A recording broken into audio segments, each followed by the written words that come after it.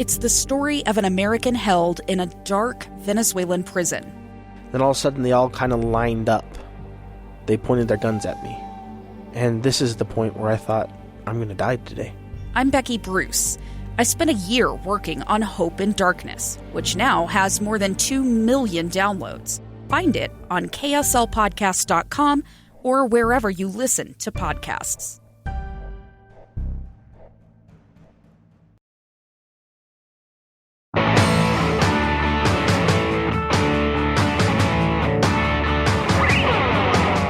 Hey, welcome to Project Recovery. It's a podcast about addiction, but more importantly, it's a podcast about recovery. I'm Casey Scott. If you know somebody who needs some help, have them do what I did and give Pinnacle Recovery Center a call. They'll get you on your way to recovery. Dr. Matt? How you doing? When are you going to get that haircut? Well, so you've been threatening us with a good time for about 3 episodes now. Well, I will say that I hate getting my hair cut. I do too. Absolutely hate. You know when they getting go, my "Hey, haircut. do you want your hair washed and massaged?" No, just get me out of here as quick as you can. Yeah, that's one of the few things in life that I consistently just can't stand is getting a haircut. I had a haircut scheduled earlier in the week, and then I got busy and canceled it. Were you so busy doing your presentation on Screen Time? It was something that was part of it. Yeah, I heard that was a great success. And if you're listening to us now on the podcast, you can go back. We just released it as a bonus episode, an hour and 20 minutes. I didn't know Matt. that. Yeah, really? Yeah, that's a lot of Matt. Well, how was it? It was a lot of fun. We had a great turnout. KSL put on a presentation. It was about anxiety, depression, suicide, and we weaved some screen time talk in there. And you got all that done in an hour and 20 minutes? Yeah, it was a lot of fun, and we did a big Q&A at the end. I don't know if that's in the bonus episode. It is, and you can also see it on our Facebook page, on the Project Recovery Facebook page. And the thing, because I watched it. Yeah? I watched it, and you did a great job. I saved you a seat, you know. Yeah, I know. But I watched it, and the thing I liked, they said they were trying to wrap it up, and there was 5 people in the queue waiting to ask a question. And Dr. Matt said, "No, we'll make sure everyone's questions are answered." Yeah. I thought that was pretty cool of you. Oh, well, I wanted to make sure everybody had a chance to talk. I wasn't in a hurry to go anywhere, so. But I like the fact that people came loaded with questions. They had great questions, a lot of audience participation. It was a lot of fun. I hope we can do another one sometime. You betcha. And so I've got some big news. Yeah, what's that? Do you want to guess?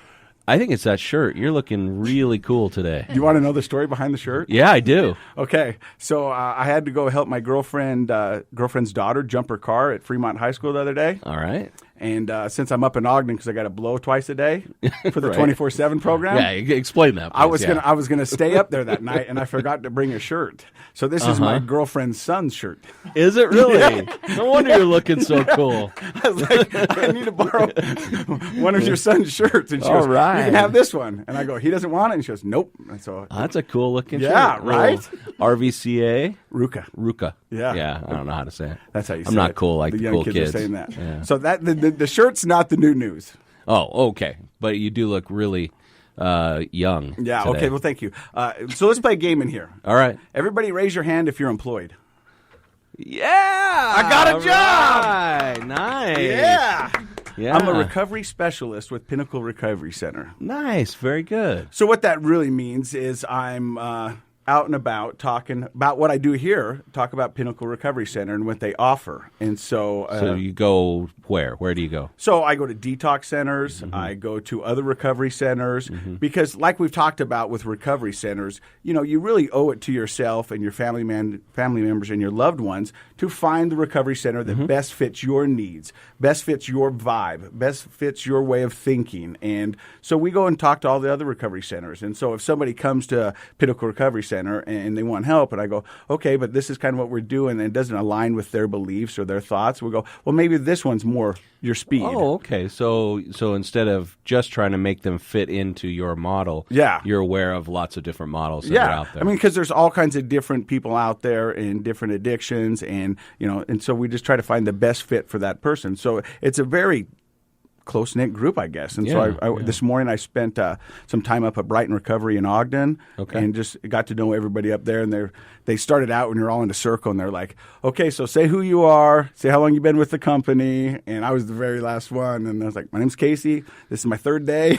Nice. How are you guys? Yeah. Thanks for the breakfast. And I mean, so I'm really excited because I think one of the best things you can do for your recovery is service and giving back. You bet. And I'm passionate about it.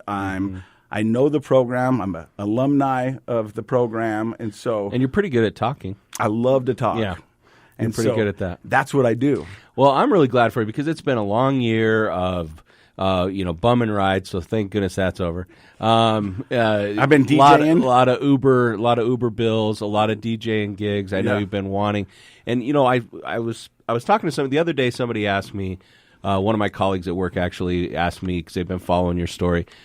How is it that he is working? And I said, well, that's actually been a really hard thing. He isn't working. And we talked about how often things that come with getting a DUI or whatever stop you from progressing in your recovery. The ramifications. The ramifications. And some people seem to have very little empathy for that until you explain to them, like, listen, for somebody who can't drive in our culture here, in our society, you are very limited on where you can go to get treatment. You're handcuffed to your house. Where you can go to work. And if you can't work, then you're much more likely to relapse. When the pressures are up in life, then your relapse rate is much higher. And so I'm so glad to hear that you have that job. That's awesome, man. And you're the great, and we were talking about the program in Weber County 24/7, right? Yeah. Yeah, and that's a no-brainer. I can't believe that isn't everywhere. Well, I think they're trying to implement it. I hope so. And so I think what they're doing is seeing how this works and seeing how the success is. And so right now, I'm pleased as punch. I mean, the people probably look at me weird because I'm whistling going into a jail twice a day.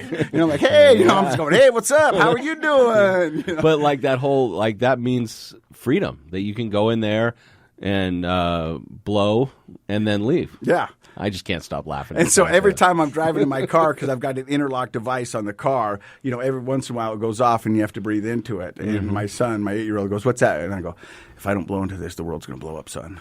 He goes, blow, Dad, blow! I got this. So, all right. Way to create anxiety disorders in your kid. Good job. Wow, I didn't think of it that way. I thought I was being funny. Fear is funny. Yeah.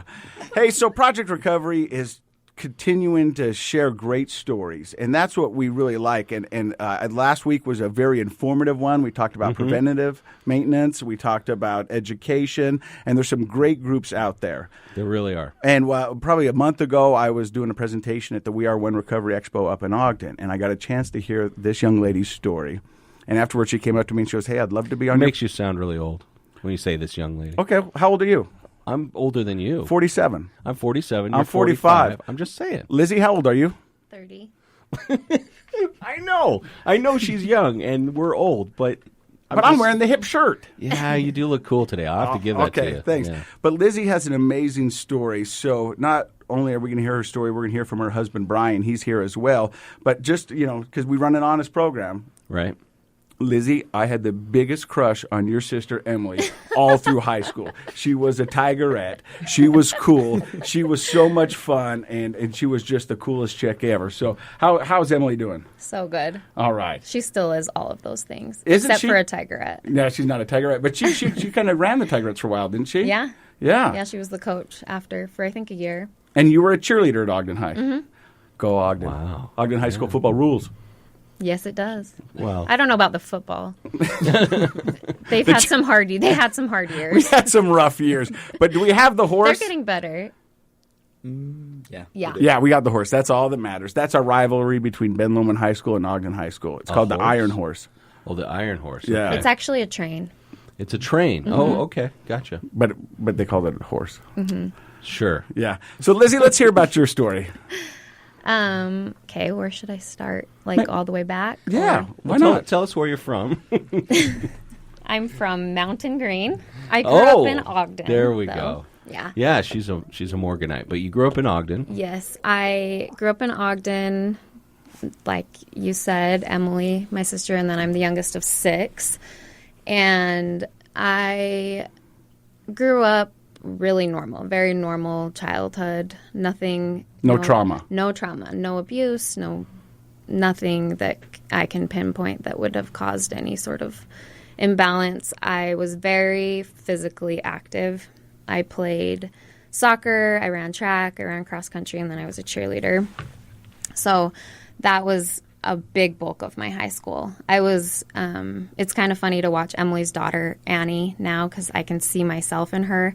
I was very OCD about my grades. 4.0, nothing less was acceptable. And I always wanted to be, like, I always wanted to start on the soccer team. I didn't want to be, like, second string. I always... so you had high standards for yourself. Very high standards. But nobody put those on me. My parents didn't... Self-imposed. Yeah. My parents weren't like, if you don't get a 4.0, you don't get a car. Or, like, I got a job at 16, and my parents were well off. I didn't have to get a job. I just always was very driven. Kind of just... I want a daughter like Lizzy. I mean, I got great daughters. Yeah. But Lizzy's setting the bar high. Yeah, some kids really, I mean, we're all born with certain tendencies, and some people have that drive to achieve. You know, they're very, like you're saying, very active, a lot of different interests, want to be good at the things you try. So, yeah. Very competitive. Yep. Mostly with myself, but very competitive, yeah. Mm-hmm. That carried on to college. I did 1 year of, like, getting all of the things to qualify for nursing school. Mm-hmm. Anyway, so then I went to Weber State. Prerequisites. Yes, thank you. Oh, my goodness. I went to Weber State's nursing program. Which is tough to get into. Mm-hmm. Yeah. I got in my first time, which was exciting. And after about my first year in nursing school, I met Brian. And we've been married for 9 years now. And I worked at McCady Hospital on the pediatric unit and the step-down ICU unit for 8 years. But before that, I left McKay when I had my daughter. So we had some infertility problems, which was really hard, especially for my high standards. I feel like everything should, like, be able to make sense. So any bumps in the road, I really struggled with, and infertility was definitely one of those things. And so we did infertility treatments. We had our daughter, I think it was like a couple years after trying, and that can put a stress on a relationship. Yeah, for sure. It sounds like, you know, to draw the attention to the difference on that versus the other things, you know, whether it's grades or sports or, you know, getting accepted to the nursing program, those were all things you had some fairly large element of control over. If you studied hard, if you worked hard, you could guarantee outcomes. And so when you hit a roadblock in life that you don't have control over, like fertility, then that's extra frustrating for high-achieving people, because you're like, hey, all the skills and tools that I use to be successful in every other area of my life don't apply here, because I can't just study harder and get pregnant, or you know, like it's a biological issue. And that must have been how would you describe that feeling of being out of control or being unable to fix it? I was so defeated. I feel like it was kind of like the center of every emotion. Every conversation that we would have with friends, with family, between us, it caused so much tension that I just felt like kind of like a failure, in the sense of, like, I can't do the one thing that I'm here to do. And isn't that strange to feel like a failure? Yet, it's something you didn't really have control over, right? Yeah. But because you're used to being able to achieve, work hard, create the outcomes you want for yourself, you're right. People, when they hit a health crisis like that, feel like a failure, like I'm not good enough, I didn't work hard enough. Yeah. But of course, rationally that doesn't apply, but emotionally, it really gets you down. Hey, you're listening to Project Recovery. More with Brian and Lizzy coming up.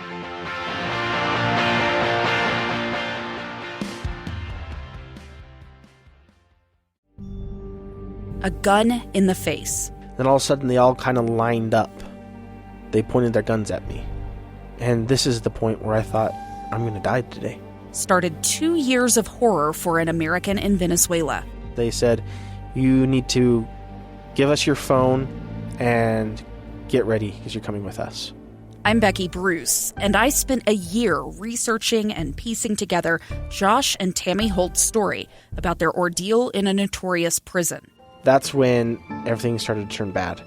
We had another pound on the door. Boom, boom, boom. And there was the police once again. You can binge all of the episodes of Hope in Darkness on kslpodcasts.com or wherever you get your podcasts.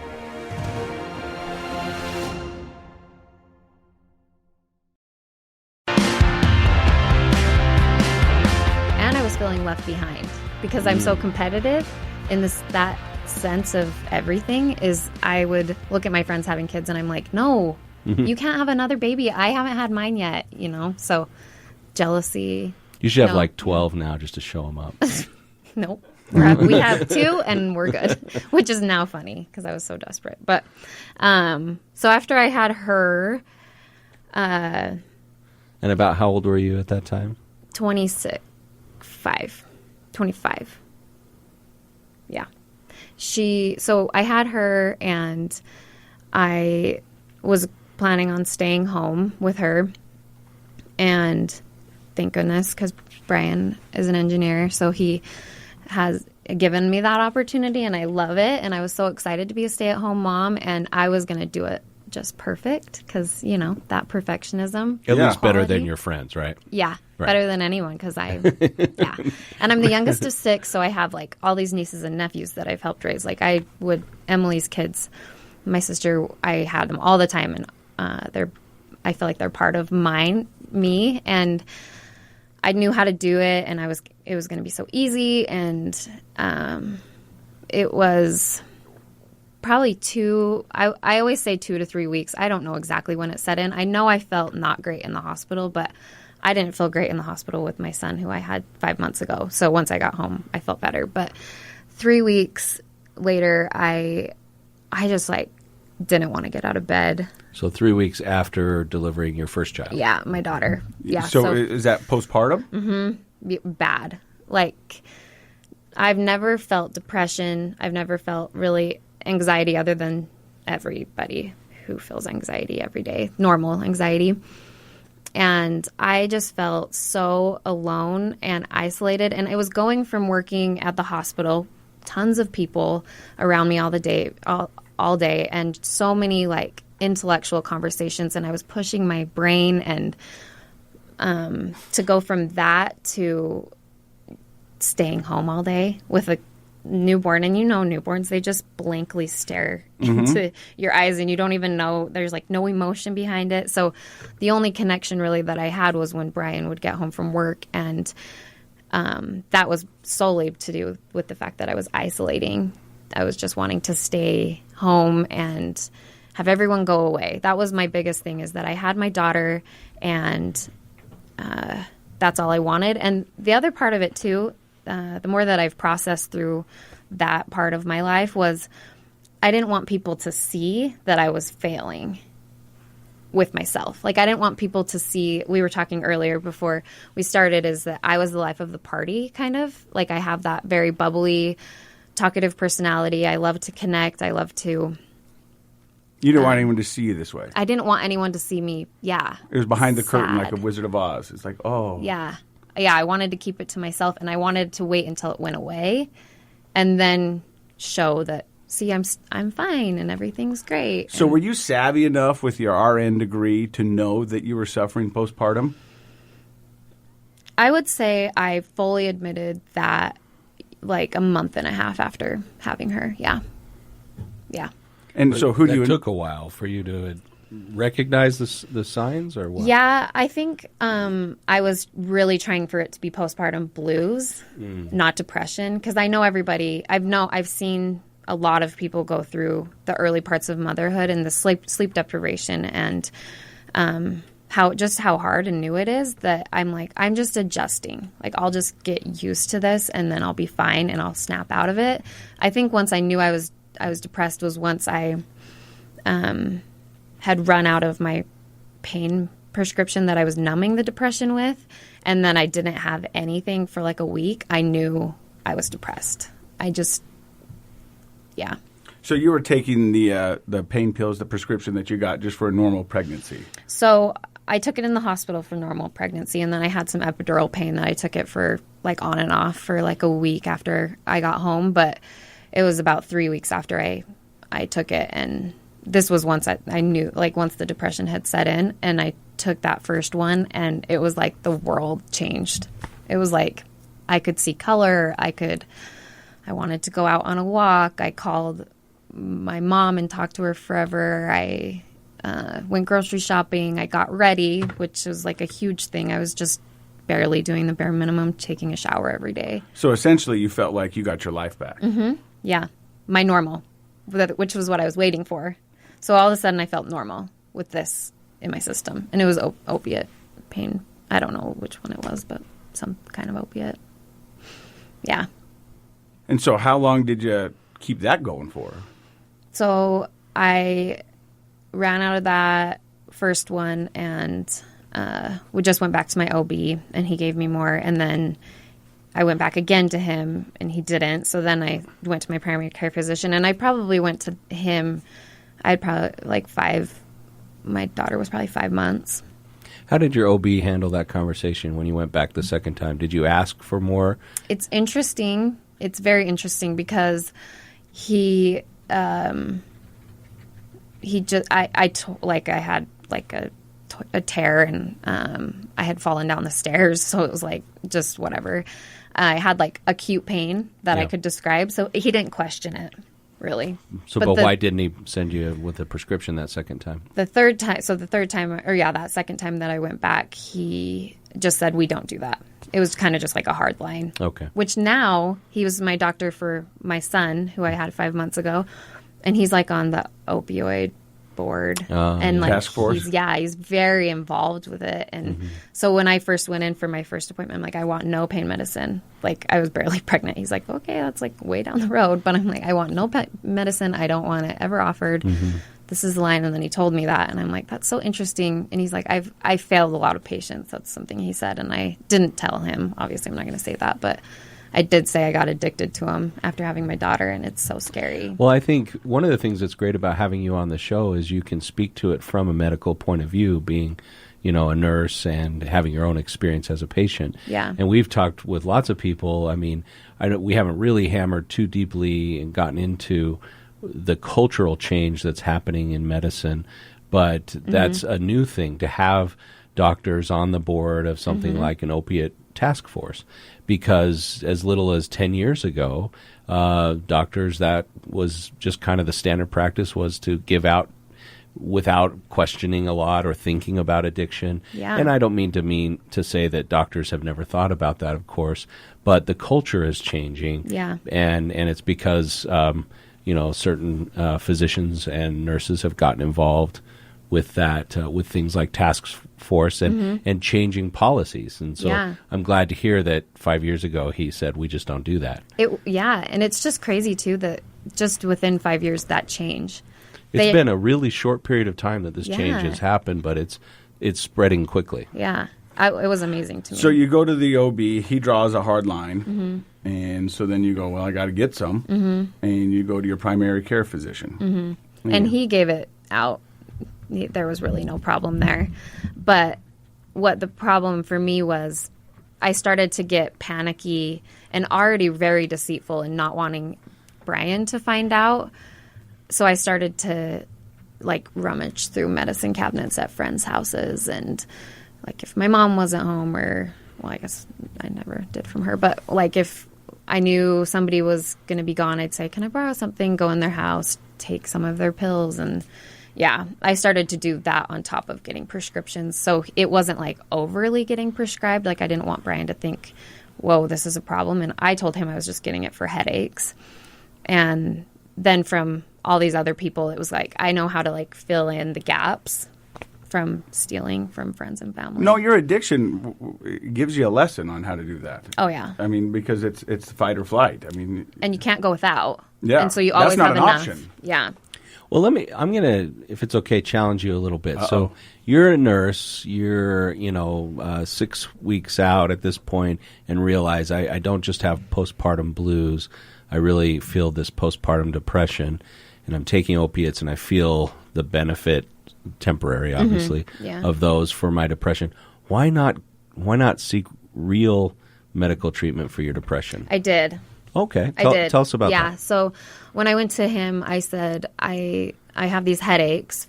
That's why to get the pain medicine. But I'm but I I think I'm depressed, and I felt like this since I've had my baby. And so he tried 3 different antidepressants, and I just didn't trust the process, even though I know the six weeks to be fully kicked in.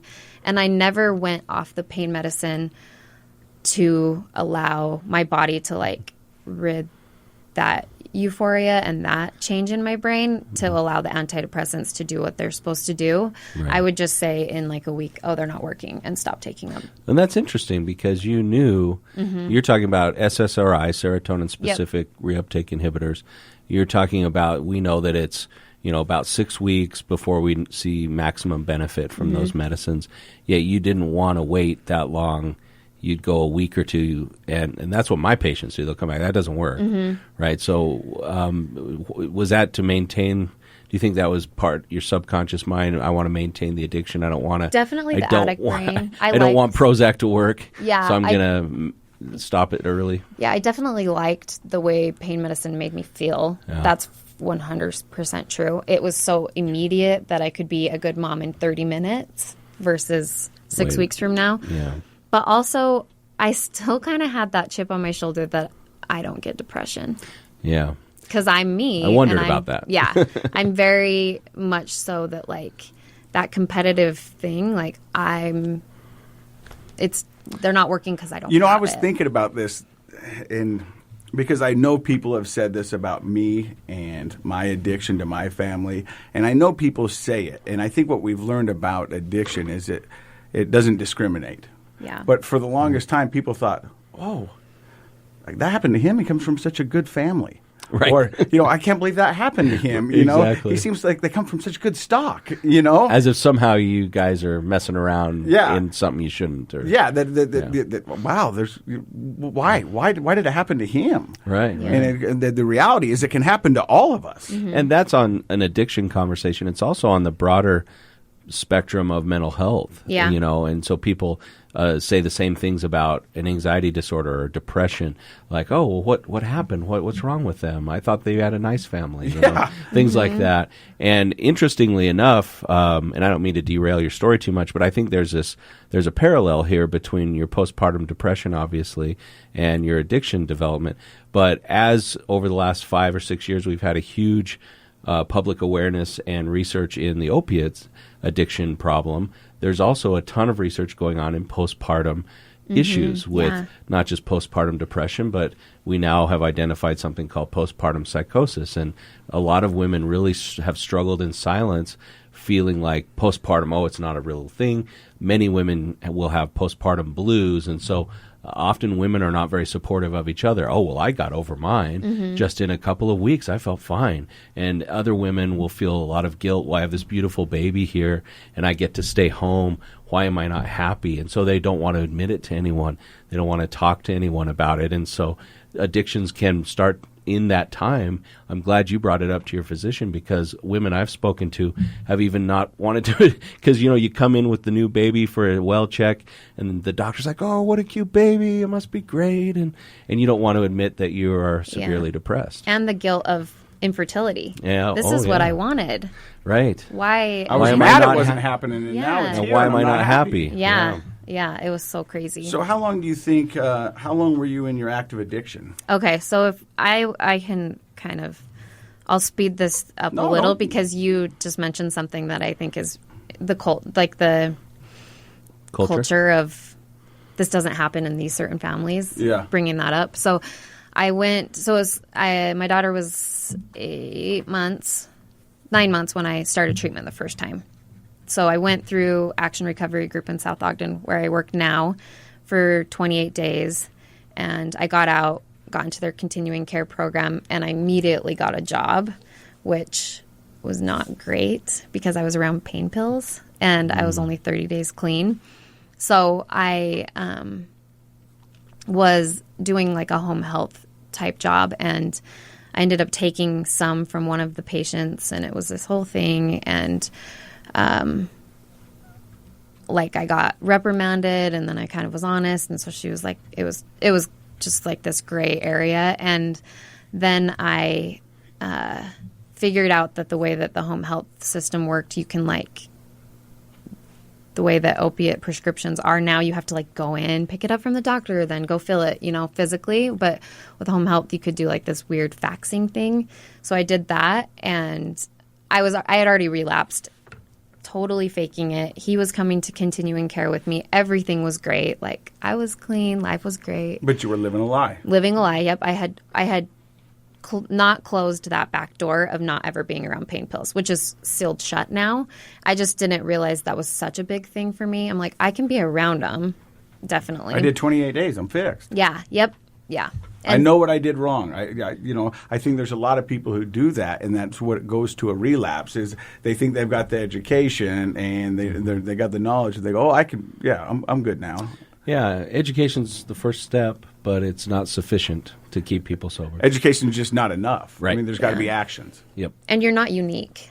That's the thing, is I felt so like, once again, I'm competitive. I'm the best. I've got this figured out in 28 days. And so I'm unique. I can be around them. I know all of these other people can't, and they have to shut all their back doors, but I don't have to because I'm better, which is horrible. But anyway, so I actually got arrested because of the prescription fraud. Prescription fraud. So you did eventually get caught and arrested, huh? Yeah. What was that like? Where were you when you got arrested? I've been arrested. That was Knuckles Yeah. between Casey and Yeah. I. Little bones there. It's like the worst But Knuckles to give. and I say that because I know the pressure I put on myself and my family about that, and I'm forever sorry.